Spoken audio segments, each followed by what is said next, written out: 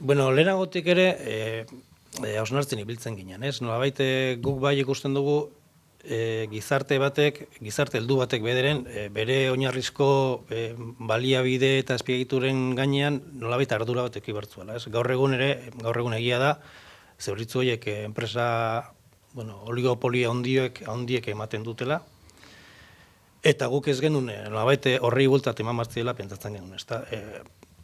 Hau pixka bat ulertu nahi duenak guk hitzaldiak ematen ditugunan aipatzen dugu, ez? Zer iruteko litzaiguken adibidez, herri bateko errepide guztiak enpresa oligopolio batek hartuko balitu bere gain, eta berak erabakiko balu errepide guztiak nork erabiltzeko eskubidea duen, nola erabili behar diren, ze preziotan, eta horrela jarriko balu. Buru izango litzake kriston astakeria, ez da?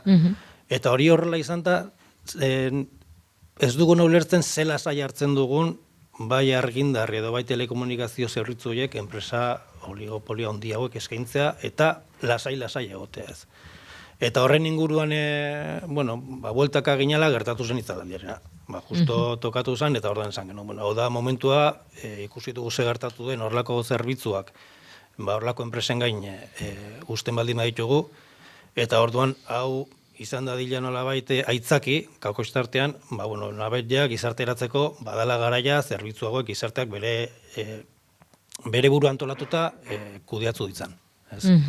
Egia da Euskal Herrian modu herritar edo komunitarioan zerbitzu edo proiektu asko egon direla, eta esaten genuen, hau ere nolabait gure gain ere hartu beharko genuke.